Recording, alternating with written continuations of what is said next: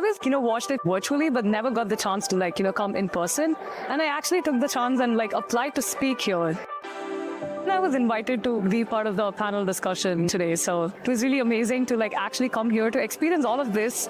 I think GitHub Universe does have this very casual feel to it, and presenting on the main stage, there's definitely this I'm just talking to developers about this cool thing that I get to work on every day. It's a very different conference feeling than a lot of other places I've presented. It's a super welcoming conference and really has a community feel to it, which is amazing.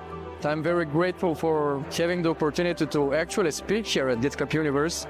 So having went through the keynotes, it was an exciting keynote. And I also delivered my session, so I'm looking forward to exploring what the new sessions are going to deliver and what things I can learn. As a speakers, we are really impressed by the coaching, and the content. The whole organization. I've spoken at many conferences at this point, and most of them are more corporate-driven and quite a bit larger and quite a bit just louder, frankly. But here, I've made friends with many people. Everyone feels approachable, and I feel approachable too, and I've really enjoyed that experience so far.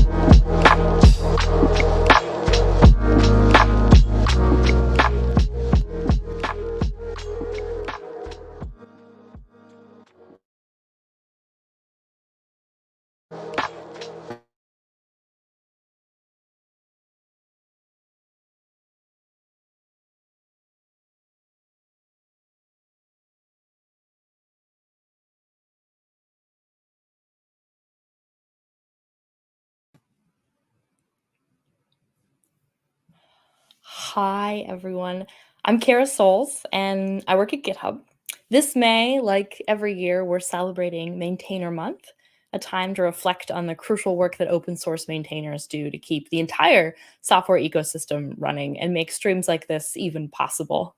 When I heard that the Open Technology Fund was running a FOSS sustainability fund, I knew that we had to do a stream with them for Maintainer Month.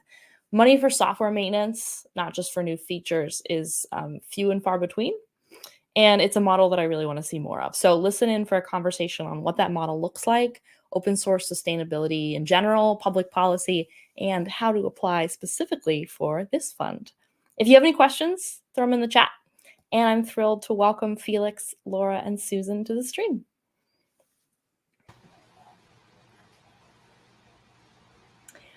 So Felix, you want to introduce yourself?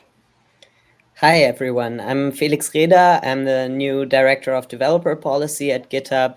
I'm a former politician in the European Union and have been working on open source funding with an EU focus for many years. And yeah, the Open Technology Fund has always been a huge inspiration. So super happy to be part of this conversation. Laura, do you want to do a quick intro? Awesome. Thanks, Kara. Thanks for having us today. I'm Laura Cunningham. I'm the president of the Open Technology Fund. I've been with OTF since 2019, and similar to Felix prior to that, I was at the U.S. State Department leading their internet freedom programs and have worn a couple different hats in this community for about the last decade. And Susan. Hi, everyone. I am Susan. I'm a program manager at the Open Technology Fund. I'm helping co-lead the new FOSS Sustainability Fund. And prior to this, I was at the design and research organization Superbloom, where I was doing open source sustainability research. Lovely. Well, I'll pass things off to Felix.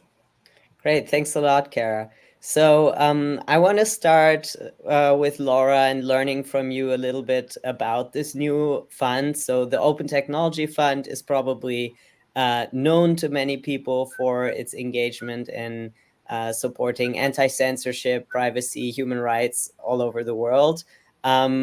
what was the idea behind now starting this FOSS Sustainability Fund? Yeah, thanks, Felix. So I will maybe take a step back and just kind of reiterate what OTF is all about, because well, you know us, I realize we're not exactly a household name. So as you said, kind of the mission of OTF is to support internet freedom globally. We do that by providing funding and support to open source internet freedom technologies. So specifically, like you said, anti-censorship and privacy preserving tools. But really kind of that open source ethos has been core to OTF since our inception over a decade ago. And so finding ways to really intentionally support that has been important and really critical to our work. In terms of your question, kind of like, how did we come to this fund and what are our goals here? I wish that we could take a bunch of credit for it because I think it's an amazing idea. But I think the reality is that this is really came from the community of developers and activists and human rights defenders that we work with all over the world. We have heard consistently for the last several years that this has really been a gap in the funding space, and that there is a really critical need for more support around open source sustainability and maintenance. And so like hearing that over and over again really made it clear to us that this was a place that OTF needed to step in. I will say, I think there are a couple of other factors just in terms of how our field and community have evolved that got us to this place that I think are important to reflect on. When OTF started investing in open source technologies a decade ago, we were doing and supporting naturally a lot of development work. We were supporting the creation of many new kind of solutions and technologies. But the reality is that our field, our technologies have matured a lot over the last decade. And in recognition of that, we also need to update how we are supporting those types of technologies. It can't just be about development. As our field has grown, as our projects and our partners and our technologies have matured, we have to think critically about how we can best meet them where they are in terms of their kind of support needs and their resource needs. And so the FOSS Fund was a big part of that kind of process of reevaluating what those needs are today and the kind of value add that OTF can bring there. And lastly, on that point, I will just say, I think to be perfectly honest, that OTF also fell into a little bit of an open source trap that I see a lot of other funders fall into. And so want to kind of highlight particularly. I think there are a couple of things or assumptions that are made about open source technology. Maintenance. One is that development is cooler or more important or flashier, and that's where resources should go. And I see, and we are, like I said, guilty of this as well. I see a lot of funders prioritizing development over maintenance in this space. I also think there's kind of an interesting myth in the donor space that open source technologies are sustainable in and of themselves. Like they are inherently sustainable because of how they work and how they are supported. And I really think we need to get beyond that and beyond kind of relying on unpaid labor and unpaid efforts to support what is really critical infrastructure and starting to value the maintenance and the critical support for these technologies in and of themselves.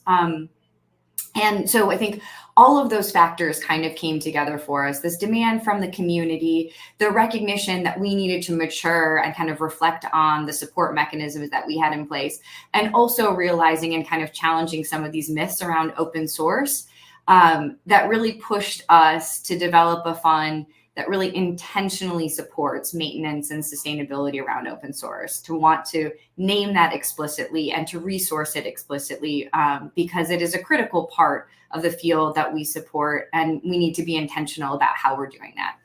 Yeah, I'm so struck by how similar sort of the discussions and the learning curve have been compared to some of the funds that I worked on. So like 10 years ago when I started or proposed my first kind of FOSS funding scheme, it was a bug bounty, and it kind of had a lot of the same issues, okay, so people get rewarded for finding bugs, but not necessarily for fixing them. And honestly, it wasn't even because we thought that was the best way to do it, but because it was a government fund and there were just public procurement, very boring reasons behind it why this particular scheme was easier to implement than others. And so one thing that I find really interesting about the FOSS Sustainability Fund is that the OTF, also as a kind of public sector initiative, is now partnering with GitHub and other countries, so private sector sponsors. And I would be curious to hear more about like what the advantages of that approach were and what led you to take this step to kind of look beyond public sector funding in this field. Yeah, so as you said, Felix, the FOSS Sustainability Fund is actually supported by a variety of donors, and I'll want to give a quick thank you and a shout out for the folks who have like acknowledged the importance of this work and invested in this. So first and foremost to GitHub for supporting this fund, as well as Omidyar, Okta for Good, Schmidt Futures Plain Text Group. That's a whole bunch of words. And then, like you said, we have matched those private funds with some of our federal US government funding as well. And I think that combination and that mix of funds has been really, really important for this initiative in particular for two reasons. One, and I think we'll talk about this a little bit more, it's hard to get donors to invest in maintenance and sustainability.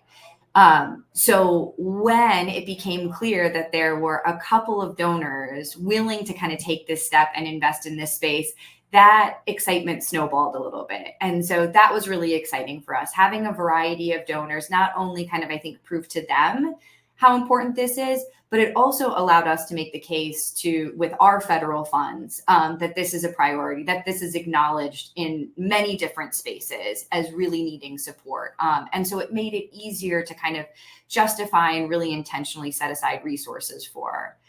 The other huge benefit about being able to have both private and federal funds for this initiative in particular is that it just gives us a lot more flexibility in terms of how we fund. So Felix, you hit the nail on the head. The limitations that come with government funding are real. And with something like the FOSS Sustainability Fund in particular, where we want to be creative and flexible to kind of really meet the needs of the projects that we're working with, having a variety of resources that we can use to fund different aspects of these projects is really critical for us to kind of create that flexibility and develop projects that are really right for the needs of these technologies. So that's been a huge benefit of this fund. And I hope will, as I said, kind of continue to encourage more donors to invest in this space and understand really the importance of this work. Yeah, I think it's much appreciated. And I want to bring in Susan in a minute, because I'm sure people will be curious about how they can apply for this fund and all the practicalities involved in that. But kind of maybe to close things off on the big picture kind of questions. I mean, obviously, it's kind of easy to show when there has been insufficient maintenance funding. If there's a big catastrophe, also in like other types of public infrastructure, if a bridge collapses, everybody knows, oh, we didn't invest enough. But how do you actually measure success and also communicate to companies, to public decision makers, that this kind of work is really crucial? And what does success look like for the FOSS Sustainability Fund? Yeah, I think this is probably one of the biggest challenges when we were setting up the fund. It was so clear that there was a need here. It was so clear about the activities that our projects really wanted supported and needed supported. But the kind of impact model is hard to describe. You're right. No one gets excited when a bridge doesn't collapse. And that's kind of the goal of this fund. So I think, really practically, there are a couple of ways that the fund is set up to make sure we're able to kind of measure impact. So we work with each one of the projects to have kind of a clear deliverable schedule, so we understand kind of exactly what they're working on and their overall kind of theory of change of how that is going to ultimately help with their long-term sustainability or maintenance. The other thing I will say is that we have also tried to set up the fund, given the limited resources we have, to prioritize technologies and tools that are really foundational to other elements of the internet freedom community. So looking at supporting technologies that other tools depend on, so we make sure that our investments are having kind of as big of a ripple effect across the broader tech sector, across the internet freedom community as possible. So those are kind of the practical mechanisms that we have in place. But I will also say, honestly, and maybe this isn't the right thing to say, but this is a real learning experience for us, and it is intended to be so. One of the things that we are doing with the FOSS Sustainability Fund is having our projects work really closely with our learning lab, which is the way we kind of do learning and monitoring evaluation at OTF. But working really closely with the learning lab to document kind of what the projects are doing, what's working, what isn't, so that not only we can learn from that going forward, but also with the intention of making that information public so other tools and the community can learn as well. The hope there obviously is that if we're all learning together, we can make these types of investments more impactful and make them stretch further. And I also hope it kind of lowers the barriers to entry for other donors in this space who might have that question, Felix, about impact and what that looks like. And being able to document and share that learning, I hope, is a way to encourage other folks and maybe make this feel a little bit less scary in terms of a really critical area to invest. Yeah, and of course, in that context, it's kind of interesting to know how much the OTF and the sponsors are already putting in the bucket. So can you say something about like the size of this fund and also kind of how much an individual project can receive? That's a question that has come up in the chat. Yeah, I can give kind of an overview, but then I might pitch to Susan for some examples of the projects from our pilot round. So right now we have $1.5 million annually for the FOSS Sustainability Fund, which is a small drop in the bucket compared to the demand that we see here. And we're supporting a handful of projects, each at kind of, like I said, a different funding amount, which is specific to kind of their needs and the deliverables that they've put together. We're also funding our projects right now on a 2-year cycle, which we hope helps to kind of establish more kind of longer term maintenance and sustainability initiatives. We recognize there needs to be kind of a good trajectory here for folks to be able to be successful with these types of longer term initiatives. And we're trying to match our funding to that to a certain extent. But Susan, I'll pitch over to you on kind of some examples and of kind of funding amounts and the types of projects that are falling in that pilot round right now. Sure thing. Yeah, I don't know. I'll have to pull up maybe exact numbers, but a great project that I always love to highlight because it really shows that outsized impact that a small project can have on security in the broader FOSS ecosystem is the developing encrypted client hello for OpenSSL, i.e. DEFO project. So this project is part of our pilot round, and it's updating the critical OpenSSL library, which is how internet servers certify most HTTPS websites today. So there was a long-standing privacy link that meant censors and would-be attackers could eavesdrop on servers' web traffic. So this DEFO project is promoting adoption of this ECH encrypted client hello fix.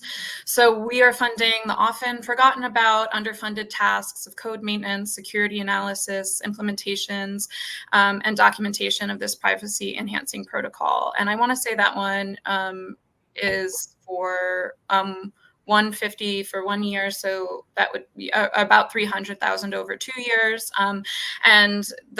Each project ranges. We also are supporting Tails, which is a portable operating system that is very important. Doing very important work on anti-censorship and anti-surveillance. It's based on the Tor network, and it's a very secure option for those most at risk of government surveillance and censorship. We're supporting them. also with some technical day-to-day maintenance and upgrades, but as well as operational tasks such as project management and accounting support, simplifying contributor workflows, adding fundraising capacity, and things like that. So really, each project is, like Laura mentioned, the amounts are very specific to what activities they're pursuing. We're funding both the technical and social and operational elements of sustainability. But yes, exactly. It ranges from 150 to 400,000 for 24 months. That's great. I think I'll follow up right there with you, Susan, because it has come up now a couple of times in the conversation, sort of the OTF's legacy in supporting fundamental rights across the world, anti-censorship technologies. And for people who are listening who may be wondering, is this the fund I should be applying for with my project? This might be something that's perceived sort of as a barrier, like do I have to show how my particular open source projects contributes to the protection of fundamental rights, internet freedom, and so on? So could you explain a little bit like what people will have to put in the application to kind of show that their project is relevant for this particular fund, or which projects perhaps might want to go for a different fund in this field? Sure thing. Thank you so much, Felix. That's a great question. So exactly as you said, our mission overall is to advance internet freedom in repressive environments. So in some sense, all projects we support must advance that aim. Our application process walks projects through what's required to apply. Applicants should feel comfortable answering those questions in the form. We do always look for emphasis on how the technology will benefit end users in repressive information contexts. However, we understand that many FOSS projects can be several steps removed from those end users. So for examples, in cases of protocols and libraries and standards or other components that make up the building blocks of other technologies, we might look for a demonstration of the technology, of the privacy and security tools or apps that rely on those components that are applying for funding is a helpful use of impact. So one thing I'll highlight is that the application process is in 2 phases. So it starts with a lighter weight concept note where projects are asked to describe their project and their sustainability needs, as well as obviously who they intend to impact. But the benefit of having it in 2 phases is that if we feel that it is promising to move to the second phase, we will provide feedback and guidance and how best to approach the final proposal phase of the application process. So anyone who's interested in applying and feels like they might be a fit, we encourage they apply. And since it's a 2-phase process, there's opportunity for feedback. And we also are more than happy to talk with anyone via email to answer more specific questions. But essentially, yes, I mean, obviously our goal is to support human rights and promote internet freedom. But in the FOSS context, there are many, many projects that have touch points in that. And there's many, many ways to make that case. Mm-hmm. So if I understand this correctly, and the question has also come up in the chat, so it's helpful if you can show, even if your technology is very sort of basic and is used in all kinds of different contexts, it's useful to be able to show a connection to privacy, but it doesn't have to be a privacy tool. Is that right? If privacy tools rely on your technology to function, then you are critical for internet freedom. So I think, a case, as long as that case can be made that you are relied on, which obviously many FOSS tools are in the privacy and security space for many different reasons, then yes, that would qualify. Okay, great. I mean, I feel like there's a renewed sense of attention to software supply chain, and this has sort of been an ebb and flow over the years. I remember 10 years ago, it was Heartbleed, then a couple of years ago, Log4j, and now a bit more recently, XZ, I think, has really raised public attention to the issues around software supply chain and also the sustainability of these basic technologies that we all rely on. And I would be very interested to hear both of your perspectives on XZ. So perhaps from Laura more how it has changed the conversation. Like, I don't know, has attention or interest in the FOSS Sustainability Fund increased as a consequence of that? And also perhaps to Susan, because a big conversation point following XZ has not just been monetary funding for open source basic technologies, but also sort of the human factor. How do we support single maintainers who may not have started out with the intention of building a project that becomes central to the whole world, that all kinds of people and projects rely on, and might find themselves somewhat trapped in that situation? And how can the FOSS Sustainability Fund help in such situations? I don't know, Laura, do you want to take it first, and then we can circle around that topic a bit? Yeah, Felix, I think you're exactly right. And we've all seen the same pattern, when it was Heartbleed and then Log4j, now XZ. These all continue to kind of pique interest, I think. And there tends to be a flurry around open source security and sustainability around these types of events. I think it's unfortunate that, to use your earlier analogy, we have to wait for, a bridge to collapse for people to be interested and to understand the value of this work. So yes, we've gotten more interest in the fund coming out of the XZ situation. But I think more importantly for us, this fund is not going anywhere at OTF. This is not because of that. It's not because of Log4j. It's because it's a critical need for our community and our field and the way that we are thinking about supporting this work long term. So while, yes, there's maybe a little bit more interest right now, I also want to say, like, this is a critical part of how OTF sees funding this space going forward. And it's not just in reaction to those issues.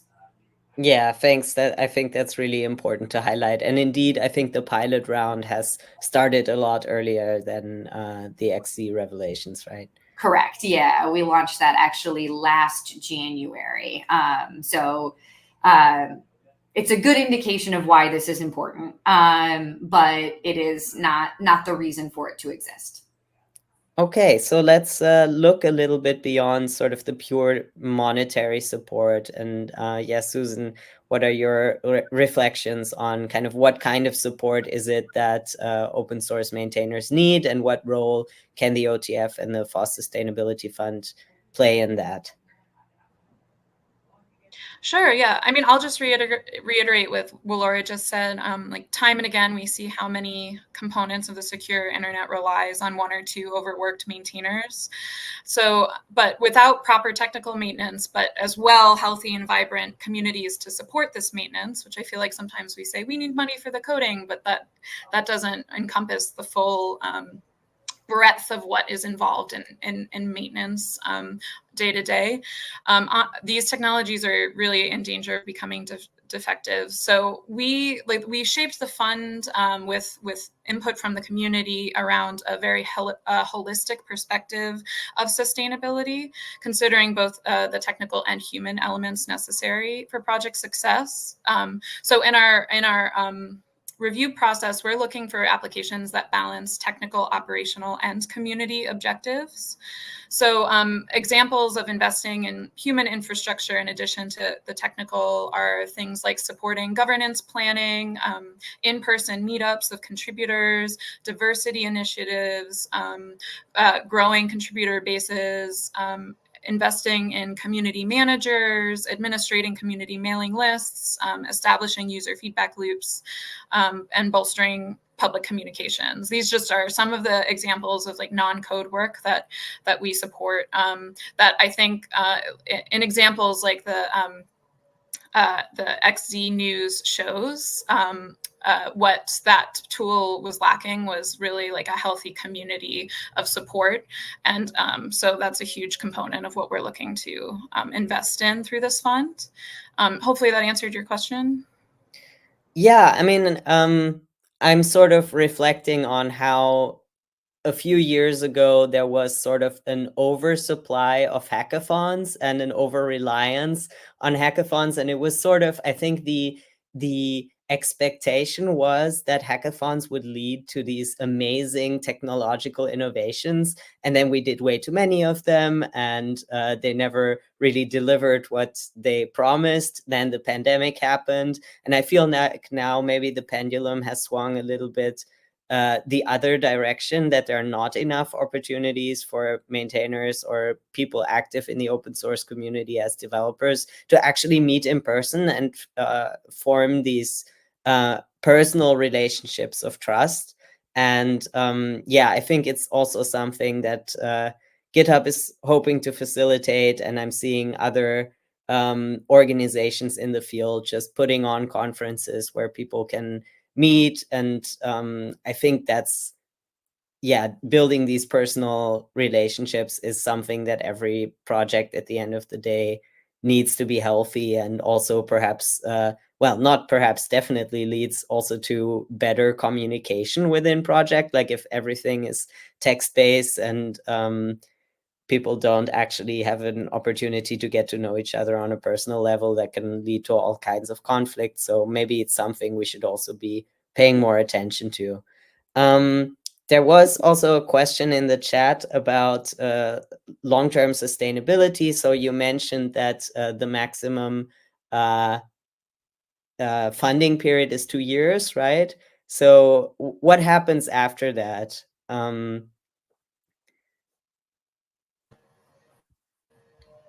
Sure. Yeah. So for the application round, that would be for 2-year funding. However, what we're looking for is to really support projects building long-term sustainability.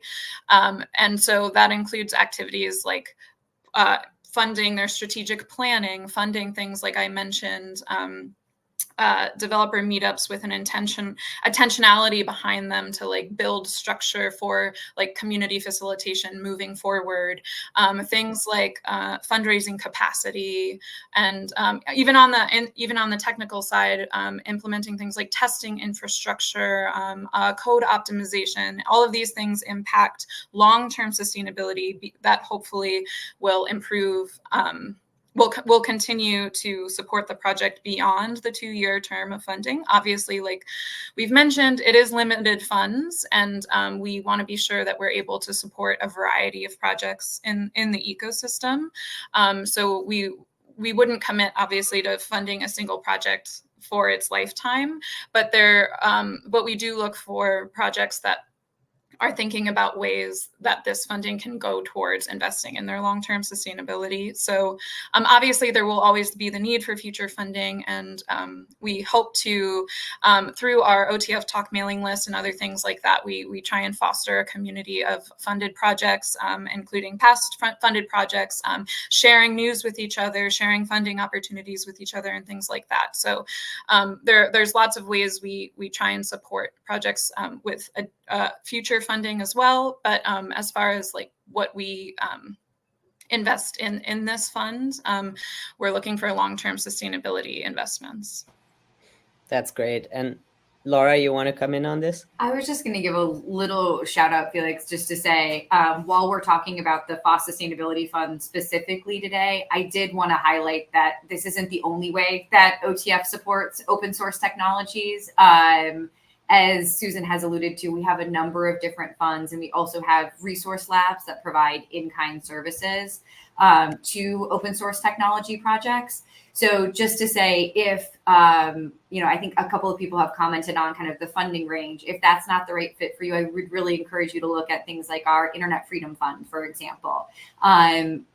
Felix, you brought up convenings, which is something OTF actually supports and I think is really critical in terms of building trust in the open source and internet freedom community. That's another thing we fund through the Internet Freedom Fund. So, this is really our way of trying to intentionally speak to the maintenance and sustainability needs in the community. But we have a number of different support mechanisms that I'd encourage folks to check out as well if this one doesn't quite meet your needs. Yeah, I think that's a really important point to raise, that ideally we want to have an ecosystem of lots of different funds, and there's some movement in this direction. So in Germany, where I live, we recently established a sovereign tech fund as a public funding instrument. And it was actually to some extent also inspired by the OTF. And so I hope that once again, the FOSS Sustainability Fund can maybe inspire other countries around the world, or also other actors in the private sector, to set up these kinds of funding mechanism. And one thing that we were often asked in the German context was like, oh, do I need to have a German tax ID, or do I need to be a German company or association to apply for this fund? And I assume you get the same questions regarding the US. So do people need to have like US Social Security ID or be a US entity of some sort? What if I'm just a loose group of friends who are spread over 3 continents who don't have an NGO or a company or a foundation? Can they still apply to this fund? Susan, do you want to take this one? Yeah, sure, definitely. So it's a pretty easy answer, which is applicants can be based, or our applicants are based all around the world, and are different shapes and sizes, from individuals to organizations, small organizations, large organizations. All are welcome to apply. We do have some like sanctions restrictions, which are listed in country-specific, which are listed in our application page. You can go and see more details on that. But the short and easy answer is we welcome global applicants. And when it comes to the individual versus organization application process, we will review applications, and then once a project is approved, we'll work on a one-on-one case-by-case basis what contracting will look like in a specific instance. But we're very flexible. I think that's helpful. And if people kind of need help with figuring out something like a fiscal sponsor, is this also something that the OTF helps with, or that you can write into your application? Like, or does it already have to be in place at the point when you apply? Oh, go ahead, Laura. Yeah, I was just going to say, I mean, not to be wishy-washy, but it's always case by case. I think it should not be a restriction for application. If someone's worried about that, it can be a conversation we have during the review process and after approval. And we will support them with that process to the extent we can. We certainly can't like manage that for them or anything like that. But it should not be a restriction to the application process. Okay, so let's talk about what happens if somebody makes an application and is actually successful. Yay. What happens then? Like, do they just get a bunch of money to their bank account and then can they do whatever they want? Or who decides how the funding is then actually spent, and which needs of the project are prioritized, and so on? Sure. So as part of the application process, we ask for a roadmap and a budget. So it's actually not just the idea, it's like the project itself that's funded. It is specific activities that are proposed. So that is a project will be asked to talk about their priorities, how they're going to approach it, and on what timeline. And so upon funding approval, that would kick off that process. So typically we do deliverables based. So a project would complete activities and then get paid. But there are many, many ways that can look like, and it is really case by case. But it isn't it isn't like a grant structure where there would be just like a lump sum in a bank account. We work closely with projects on their throughout their roadmap delivery process, and they get funded along the way. Okay, and when this kind of roadmap is put in place, I assume all of the funding sort of has to be spent during the 2 years, or are there like different lengths for how long the funding or the deliverable period would actually be? Like, can you do something really ambitious that would be, I don't know, 5 years long or something, but only get paid in the 2 years, or does everything actually have to be finished by the end of the funding period?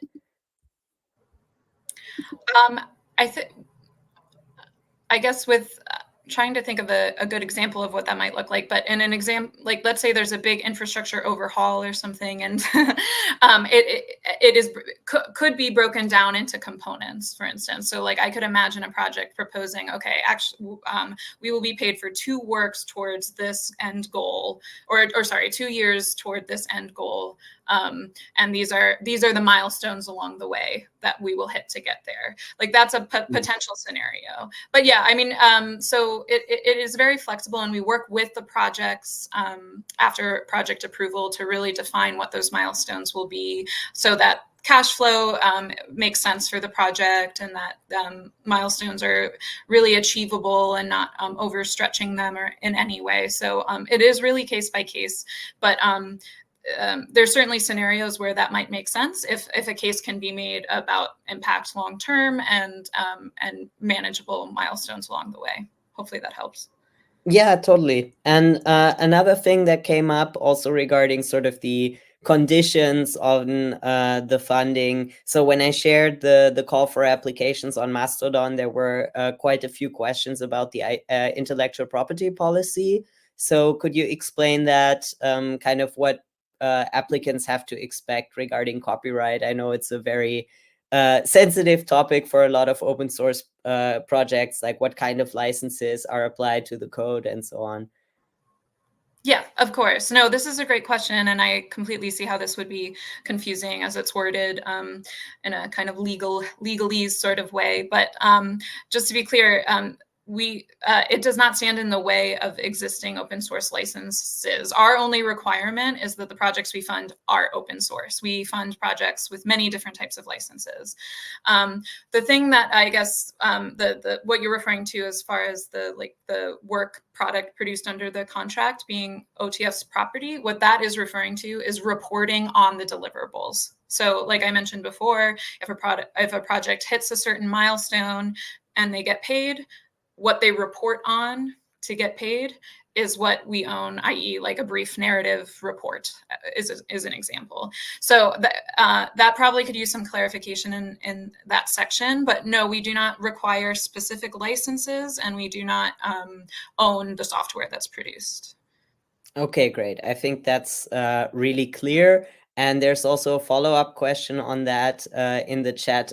What about who is managing the project? So can a for-profit company that is managing an open source project apply for this fund, or is it limited to sort of NGOs, individuals, nonprofits? We receive applications from all types of entities, so that shouldn't be a limiting factor either. Okay, that's great to know. I think especially for smaller projects, single maintainers, and so on, there is a huge barrier to even putting in the time and investment to even writing an application, especially if only a small number of projects end up getting chosen. I assume there will be a lot more applications than the FOSS Sustainability Fund can fund in the end. So taking into account how high the workload of maintainers already is, like what can you tell people on why they should put in that investment of time and effort to write an application? Sure, thank you. That's a really real consideration of ours. So we aim to make the application process as accessible as possible. That being said, of course, it does always take some time to apply to things. As I mentioned before, the process is in 2 stages. So the first part is a lightweight concept note, and only so many will make it to the proposal stage. So we don't ask that projects submit a lengthier roadmap, a comprehensive budget in these things until we know that they are at the quite competitive stage of the proposal process. So we also provide feedback in that during that first review part. So we'll, if a project does not move forward, we'll provide feedback, which hopefully can help them reapply in the future or direct them in to different funds. Or if they do get invited to the full proposal phase, we will be very specific about what we're looking for so that they can devote their time to the specific things that is needed for a successful proposal. So that is kind of what the idea behind the two-phase process is, that we can, rather than just have kind of like a blank slate, throw it all on the wall, like 10-page proposal, will it stick kind of thing. We try and make sure that applicants are guided through the process so that they are most effective with their time as far as what we're asking for. Another thing I'll mention is that our proposal really emphasizes the roadmap, which means it is ideally what will be the project management guidepost over the course of a project. So a lot of projects use the proposal as their tool, as their like project management like tool that they have over the course of the funding period. So also we try and make it a very practical application and not too theoretical. Yeah, I think that's an important point, that sometimes, I mean, certainly writing the first application is probably the biggest amount of work. And even if you don't succeed the first time, having already put things to paper in that way really sets you up very well also for future applications. And even if one fund is not exactly the right fit, there might be other funds that can pick up some things. So for example, Laura, you talked earlier about the fact that everybody loves to fund innovation, and funding maintenance is a lot harder. But there's also kind of perhaps the flip side of that coming up in the chat. Do you have to be an established project to apply for this particular fund? I mean, how long do you have to exist for something to qualify as sort of maintenance and sustainability? So if you have a new project that is sort of relevant for the field of anti-censorship, privacy technology, it ticks all the boxes, but it's not established yet, would this be the right fund to go for? I'm so glad this question was asked because the answer is no. So the FOSS Sustainability Fund is looking to support software that has been released for at least 3 years, and that also has at least 4 updates a year. So an active code base, and if it's an app or tool, active user base. We're really looking to sustain strong, like existing projects that are in it for the long haul. That being said, we have our flagship fund, the Internet Freedom Fund, which supports new projects all the time. So I would just direct folks that way. If it is a anti-censorship, anti-surveillance, privacy-preserving tool, app, standard, protocol, library, go check out that fund, because we invest in new and innovative ideas all the time through that fund. But for the FOSS Fund, yeah, at least 3 years is what we're looking for as the target. Yeah, really want to highlight that point. There are probably a lot more funding opportunities for new projects where you can really show, okay, this thing doesn't exist yet or is in its infancy, and I want to build a prototype. I want to get this off the ground. At least with my experience also sort of with public sector funding instruments, there are a lot of innovation funds out there, not so many maintenance funds. So I really appreciate also you being active in this area. We are almost at the hour, so I'm also looking at the chat if there are new topics coming up that we haven't covered yet. Yeah, there's a question about sort of the number of applications you receive. I mean, obviously, this is a new fund, so it's the first funding round from the FOSS Sustainability Fund, but perhaps you can talk a little bit from experience. What is sort of the ratio of need in this space versus the funding available? And perhaps also if there are people watching from philanthropy or other companies, like this is an opportunity also to pitch to become more active in this field, so that many more FOSS sustainability funds hopefully will spring up. I don't know who of you is better placed to talk about that, sort of from your experience at the OTF? Want me to take it, Susan? Yeah, maybe your longer term perspective might be. Yeah, so as you said, Felix, so this is our first round of the FOSS Sustainability Fund. We did the pilot round with those 6 projects last year, and this is the first application process. So we will get back to you on the answer to that question in the next month or two. I can say, in general, just given funding constraints and the incredible demand for this work, we usually fund less than 10% of the applications we receive. I am always cautious about saying that because I don't want that to deter people from applying. What that really demonstrates to me is that there's just an incredible demand for this work and a credible need for this funding.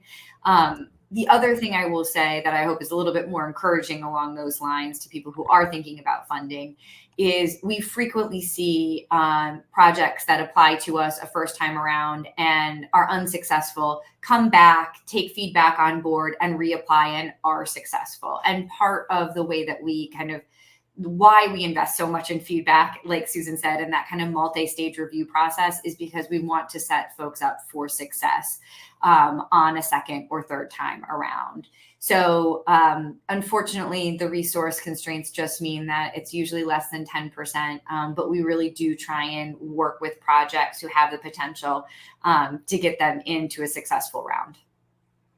Yeah, I really want to echo that even if it might seem like a big task, just kind of open the application form, and especially this first application phase is really quite slim. So it doesn't hurt perhaps to put in an imperfect application because that's also a learning process. Yeah, we're almost at the hour, so I would like to look to the future a bit. So this fund is going to take applications until May 17, right? So how quickly can people then expect next steps? So kind of how quickly are you hoping to make decisions on applications? I'll perhaps ask that to Susan, and then when would funding actually start? And maybe for Laura, also kind of looking forward, like what are you hoping to be the results of this fund, maybe like 2-3 years down the line? I'll start with Susan on the more practical, kind of what happens from here on out. Sure. Yes, thank you. So yeah, the application deadline is May 17th, so that is coming up. After that, that's the concept note review phase. We hope by the end of June we will have submitted to applicants approvals to move forward to proposal stage or the dismissals. And then what that looks like at the end of June then is that if you're invited to a proposal stage, you will be given a month or so to submit a full proposal. And then that review process typically takes a couple months. If you are successful in that phase, you move on to our advisory council review, which is another several weeks. And we expect to fund successful applicants, get those projects kicked off in mid-fall. So. Fantastic. So Laura, what's your kind of view of where will we be 2-3 years down the line? My dream, my vision for this. I mean, obviously, we're hoping to have more resources to support this work. So I think I will say 2 things. One, I'm hoping that there's more resources, and I hope that those resources continue to be diverse. We don't want to get into a situation where, FOSS or kind of this sustainability work is only being supported by one donor. I want to continue to see the group of funders who are supporting this work really expand, as well as the resources increase. And then, like I said at the very beginning, I also really hope that this is a learning opportunity. I hope that over the next couple of years, we learn from the projects who are doing this work. We have better models around maintenance and sustainability so that this can be go beyond just resources for these tools, but we can think more comprehensively around what that support could look like going forward and potentially build out other mechanisms to be able to support these kinds of projects. So I'm really excited about what that learning looks like, in addition to, I hope, increasing support for this really critical work. Fantastic. Yeah, I hope so too. GitHub is certainly really excited to be part of this effort from the start, and hopefully many others will follow suit.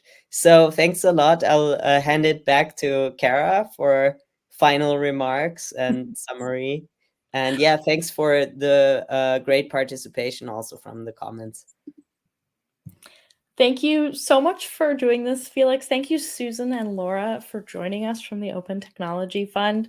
We are huge fans of, as you said, diverse ways to support software maintenance and software development at GitHub. It's what we're all about. And so we're obviously, therefore, really big fans of the OTF, and doing this is an absolute delight. I had to take myself off the video because I was nodding so hard that it was like very distracting. It was like, yes, get it. So thank you for coming and chatting to everyone.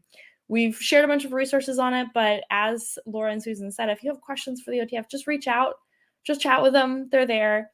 And then for Maintainer Month, we've got a lot more activities coming up. You can check it out, maintainermonth.github.com. You can put your own stuff that's happening this month. Take a moment to think about someone whose project you really depend on and thank them. Give them some money on sponsors. Give them a shout out. If you're working at a company that can support open source that you rely on, figure out how you can do that and how people want to be supported. I mean, this is a sticky note to ask yourself what you can do to help keep this ecosystem going, because there's a lot of people doing a ton of very thankless and often unfunded work out there. So thank you, Laura, and thank you, Susan, for your work to make that a little bit more funded. And with that, we'll see you all soon. Thank you all so much. Thank you so much. Thank you. Bye.